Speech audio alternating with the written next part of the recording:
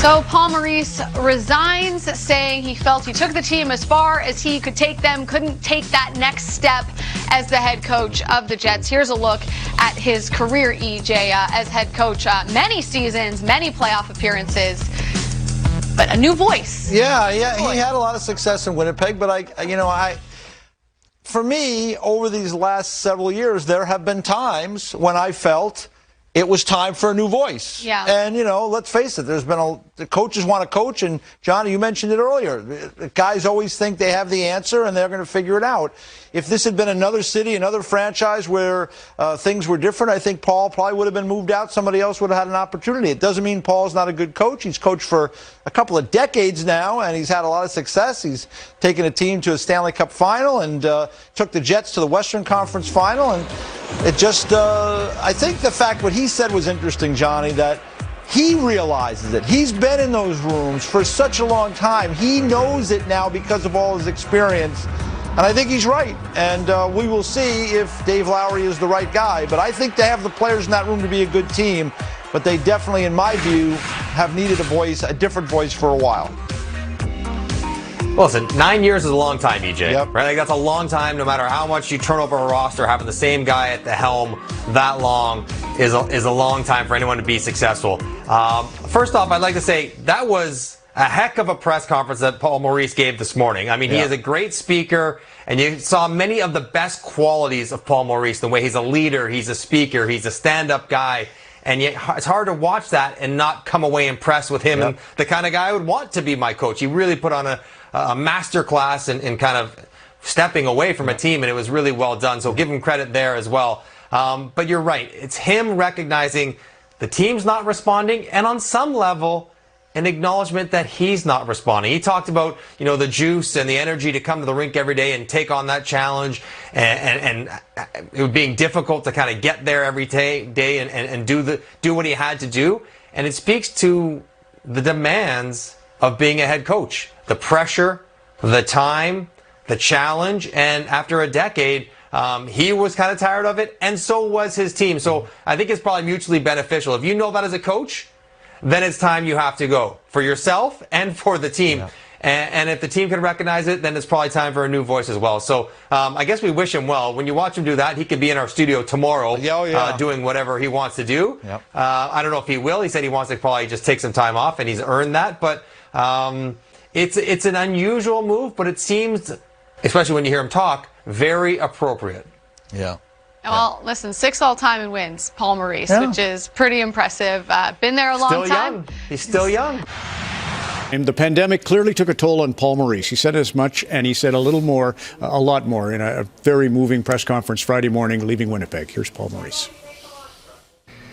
And if you would allow me some arrogance, I would say that I'm better positioned than anyone to know that they need a new voice. They haven't quit on me. They're a good bunch of men. My relationship is strong with all of them, and I'm cheering for them. I am.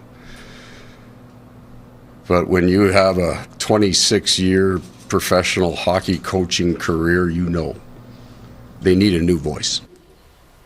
Okay. Well, first of all, ton of admiration for Paul Maurice. Had him in a short time at the World Championships. He was the defense coach. This only adds to his legacy for me. Knowing and having the selflessness to know that the team needs a new voice. And we've all been in dressing rooms, and we know when you need a new voice and it gets stale and you've heard the same message over and over again. For him to actually step down where a lot of other coaches maybe out of self-preservation try to prolong and get a new contract, full props to Paul Maurice. He's a great human being and a great coach. Jennifer, why don't you go next? Well, he's always been a great communicator, and I think all of us have appreciated that in terms of his human nature and his expression. A few things stood out for me from that press conference. One, he talked about a moment. He said it was a handshake and a nod with Blake Wheeler, and he said just that mutual respect and admiration for each other. He also talked about the relationships with his players, and he summarized it by saying it just became the right thing to do. And there were no other incentives for him in his heart. He just felt like this was the right thing to do for the team and this group of players. Pretty impressive. With the resignation of Jets head coach Paul Maurice, what does this mean for the team moving forward? And were you surprised by the news? Yeah, I didn't anticipate something like that happening at this stage, especially with Paul Maurice himself resigning. and deciding that this was the best interest of the team. Kevin Cheveldayoff, their general manager, later on after Paul Maurice spoke, it kind of acknowledged or hinted that there may have been a decision that needed to be made from upper management down the road if the Jets really couldn't get into the swing of things and really build consistent winning with that team. So Dave Lowry now comes in on an interim basis. He will be there for the duration of the regular season before they look to make any changes behind the bench. Really, this came down to looking, and Paul Maurice acknowledged this, a different voice in the room, which leads you to believe that perhaps the players, for having a guy like that behind the bench for so long, may have started to tune him out a little bit. No fault of his, really, in the grand scheme of things. This happens when you've got a coach that's been there for 7-8 years or for an extended period of time. But they needed to have some kind of change take place in Winnipeg. He felt this was the best for him and for the organization. So now they focus or try to refocus, and Dave Lowry will be the one that's leading them. Thanks so much for the time, Dave. All right, well, we want to get more from Winnipeg. Mike McIntyre is the Jets beat writer, and for the Winnipeg Free Press joins us now with more on this breaking story. And Mike, it really came as quite a surprise to those of us outside of Winnipeg to hear that Mo was resigning. Were you also surprised by the news, or was there a sense that things were headed in this direction? Yeah, I think if I was surprised, it was at the timing that it happened. The Jets have only played one game here in the last 6 days. And so you'd think that if there was going to be a change, maybe it happens on an off day, not the morning of a game as it transpired today. But I think there was a sense that, change was in the air. The Jets only have 4 wins in their last dozen games. They're really scuffling, and their performance on Tuesday night against Buffalo, they were booed off the ice by a crowd, or what was left of a crowd, that was 2,000 under capacity to start. And I think that was a signal that the status quo wasn't going to suffice. And, I was listening to a bit of your guys' discussion. I think there's a little bit more to this story here. I think, and I asked Kevin Cheveldayoff earlier today, is this a situation where we'll allow you to resign before we fire you? And he didn't discount that suggestion. And I think this is one of those scenarios where the writing was on the wall. All parties sort of saw this situation for what it was. And they allowed Paul Maurice to kind of go out on his own terms here. But that being said, I suspect that there was going to be a change happening one way or the other. Got it. And with Dave Lowry now taking over for Maurice, what do you expect out of him as interim head coach? How will the message be different? Yeah, sorry, I'm just down at Canada Life Center here, so they're playing with the lighting, so I apologize for the change. Of course, we just were introduced to Dave Lowry here, or reintroduced. We got to know him as the assistant, introduced as the head coach here. He spoke, and, I don't think you're going to see anything fundamentally change with the Jets kind of right off the hop here. As he said, we've only had one morning skate. The Jets will go with the lines that they had yesterday at practice, which Paul Maurice had shuffled around. And so I think it will take some time to see how he might differ in his approach. It is interesting, though, of course, because unlike, say, a Vancouver situation where you're bringing someone in completely from outside to kind of come in and give that new voice, Dave Lowry's been in the room. And, of course, he also has a son on the team, and that's a unique situation, isn't it? So I think it's going to be where some patience is required to kind of see what he does. But certainly from what we know of Dave Lowry, he's a straight shooter.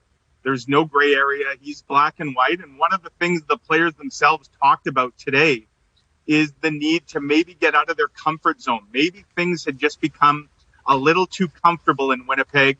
And a part of that was because Paul Maurice had been here so long.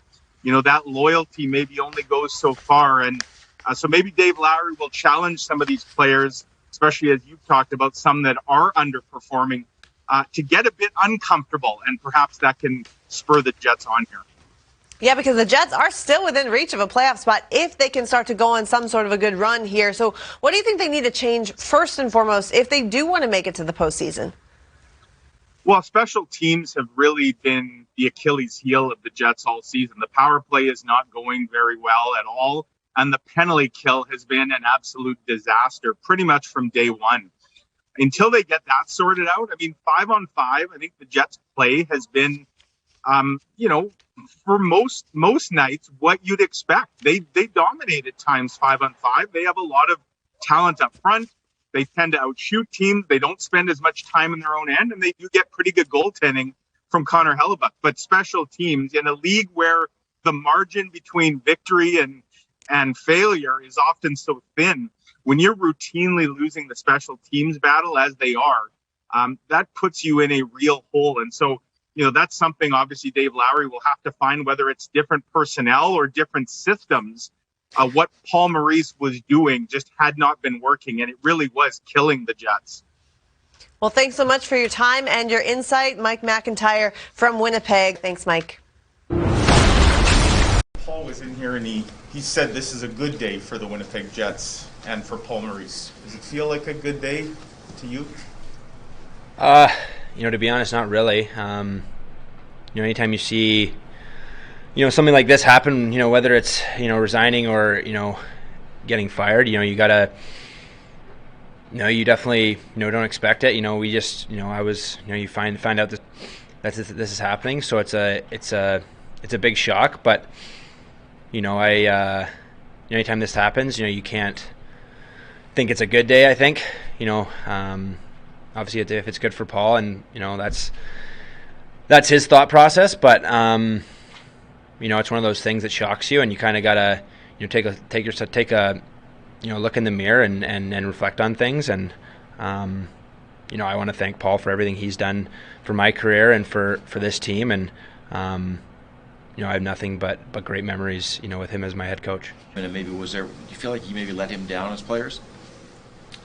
Well, I think anytime that, coach, obviously coaching change happens, and whether, that's a resigning situation, like someone's fired, as Shife said, I mean, I think you can't help but feel a lot of that onus on yourself as a player and amongst the players. We feel we've been, kind of consistently just underperforming this year, and obviously we're still right there, which is great. But for sure, I mean, as a player, we all have jobs within the organization, within the roster, and within the team, and as a player, it's your job to fulfill your responsibilities the best that you can. And when the team's underperforming, that doesn't just fall on the coach. The coach can't go out on the ice. And obviously that's where, you have to, as a player, try to bring your best and whatever that is in whatever areas it is. So, as Shife said, there's a lot of reflecting. And we know we can be better. We're going to be better. And, I think so far that's, been the conversation this morning, is we can be better and it has to happen right away. And so we can look forward, positively, with that thought in mind. But as well, I'd like to thank Paul for what he's done. He gave me an opportunity to play in the NHL. He's been my coach throughout my entire career here so far, and really valued my him as a mentor and as a coach, and his respect for my family through some difficult times and what he was able to do for me. So sad to know that he's leaving, but very thankful for what he's done for me on and off the ice in my career. How can a fresh voice help, and what have you learned about Dave Lowry from this time here? Well, I think obviously we're familiar with Dave. I've known him back to World Juniors and stuff like that, and Dave has been around the game a long time. He's obviously played over 1,000 games and brings a lot of experience. And he comes prepared. I know with Dave, there's no gray area with him. You'll know where you stand and what's expected of you, and that's something that as a player, I think, especially mid-season, and is important to have that transparency. And we as a group, it's not, I guess, rocket science. We feel we need to be better and compete at a higher level, and a lot of that falls on the players. But with Dave, we're going to be prepared. He's going to like I said, be transparent with us on what he expects and is looking for. And again, as a player, that's all you can want. Paul said that he essentially said that he couldn't push the right buttons anymore, and that this team needed a new message. Do you feel the same? Do you feel that he couldn't do that, and the team does need a new message? I don't feel that way at all. It's been a strange year, especially for me, but with COVID and all that crap. So I don't think so, but that's obviously something that it's been talked about in the organization, and obviously in Paul's mind, that's what he feels is best. There's that's kind of out of my control, and nothing I can do about that. Is it hard when a coach? Go ahead. Is it tough when a coach resigns instead of when they're fired? It's out of the coach's hands, I suppose. But when you put a resign on him, it's almost like he's, for lack of a better term, kind of walked out on the players. Do you see it that way, or what did he say to you this morning in the meeting or in the? Yeah, he said that he feels that this team can get a. In my mind, it was him. Kind of. It was. In his mind, it was a selfless act. Trying to do more for this team. I know. He's a. He's a wonderful human being. He's very genuine. He's a guy that. He loves this organization. He loves this city. He loves this community, and he said that over and over, and that he just thinks that this team needs another voice, like he said in the media, like what he said to you guys. And obviously that's his decision, and we can't change that. All we can do is come to work tonight and battle for each other in this room, and go from there. As your general manager's take on it was that you guys never stopped listening to Paul, but maybe you stopped hearing him over the last little while. Do you agree with that statement? Yeah, I mean, I think I feel that I don't think we stopped listening to Paul. I don't know how to answer that if we were hearing him or not. I feel like we have been underperforming. We've been trying to make some changes in the last week or so to kind of perform at our best, but I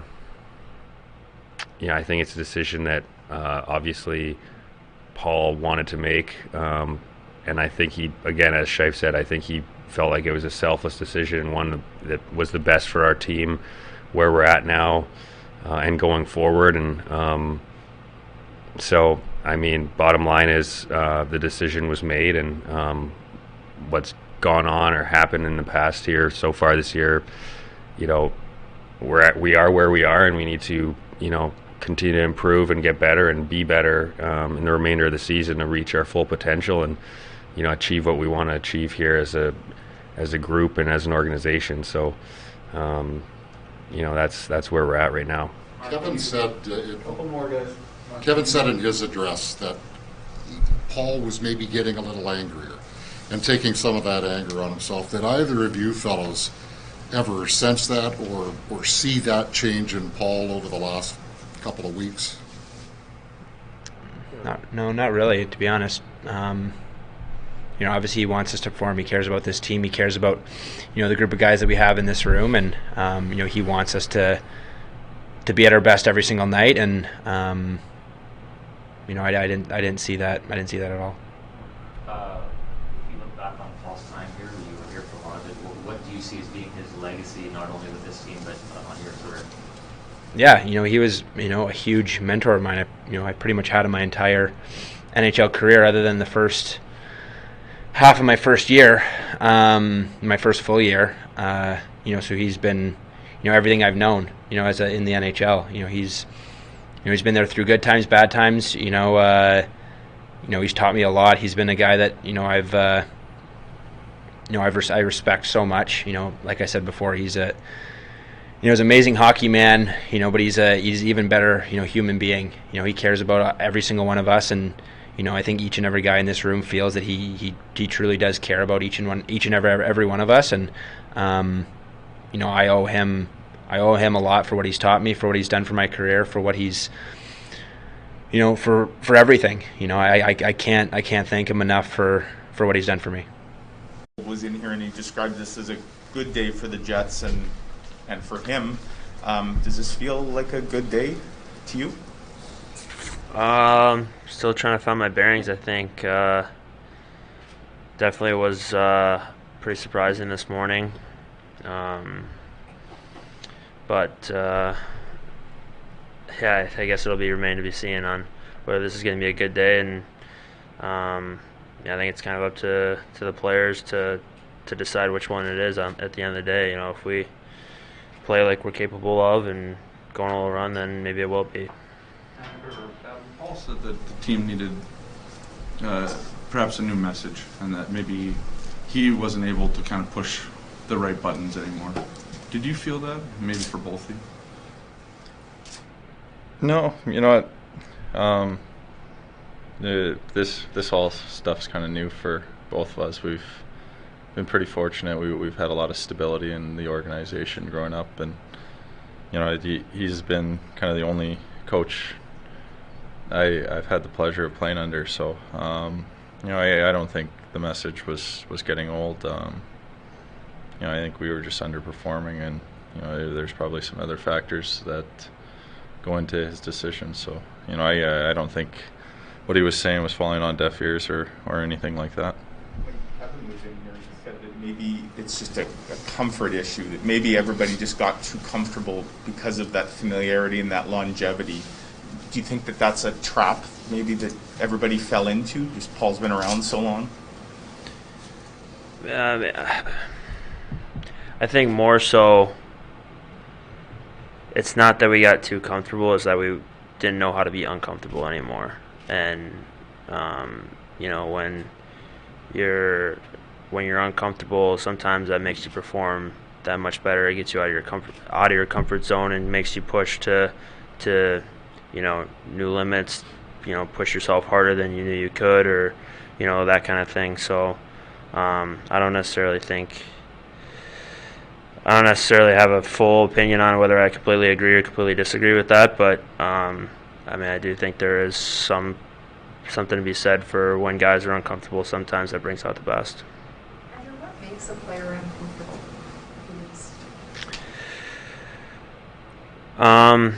I mean, I think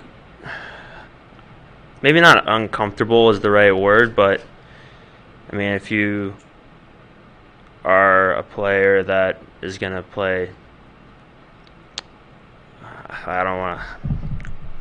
it's kind of a hard question, but I feel like if you feel so that, you know, no matter how you perform, you're going to continue in your role, then that's comfortability. I don't think we had that, but there is something to be said for, you know, now that there is a new voice, a new person making decisions. If I don't have a good night tonight, what's going to happen? And I think that can go across the board, and I think that can improve performance. It's been a whirlwind, and you know, I think it's for myself, it came out of the blue, and yes, it was a surprise. Was there any? The coaches are close. You guys spend a lot of time together. Was there any indication from Paul whatsoever that this was coming? Paul kept this to himself, and he kept it. You know, he did a very good job of keeping it to himself. And we do spend a lot of time together, and we do communicate. And when we're at the rink, we're a lot of the day we're spent in the same room. So it was a surprise.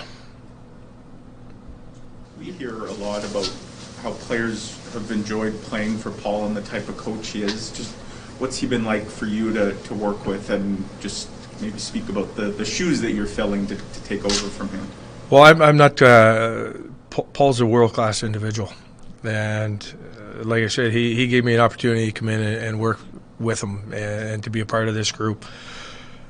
And that was another opportunity that came out of nowhere. So I guess what I'm going to take away from this is expect the unexpected, and that I was very fortunate to work, albeit a short period of time. I've learned a tremendous amount from Paul. You've no doubt strived to be a head coach in the NHL, but I guess in terms of the circumstances of how it's come to be, maybe not exactly how you drew it up, right? Well, I don't think this is how anybody would draw it up. the one thing that eases the situation a little bit is that I have Paul's blessing on this, and that was something that was very concerning to me.